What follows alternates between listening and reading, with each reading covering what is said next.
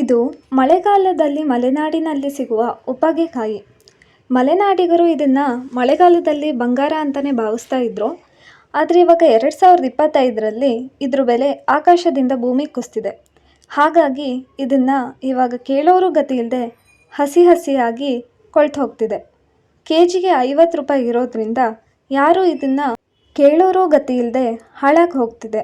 ಯಾಕೆ ಅಂದರೆ ಇದನ್ನು ತಯಾರು ಮಾಡೋ ವಿಧಾನ ತುಂಬ ಕಷ್ಟವಾಗಿರುತ್ತೆ, ಅಷ್ಟೇ ಸಮಯನೂ ತಗೊಳುತ್ತೆ. ಇದಕ್ಕೆ ಅಂತಾನೆ ಒಂದು ಹುಳಿ ಮನೆ ಮಾಡಿಬಿಟ್ಟು ಅಷ್ಟೇ ಮಳೆ ಇದ್ದರೂ ಉಪ್ಪಗೆಕಾಯಿನೆಲ್ಲ ಆರಿಸ್ಕೊಬಂದು ಅದರಲ್ಲಿರೋ ಬೀಜ ತೆಗೆದು ಇದನ್ನು ಒಣಗಿಸೋಕೆ ದೊಡ್ಡ ದೊಡ್ಡ ಸೌದೆ ತಗೊಬಂದು ಬೆಂಕಿ ಆರದೇ ಇರೋ ಥರ ಚೆನ್ನಾಗಿ ಒಣಗಿಸ್ಬೇಕಾಗುತ್ತೆ.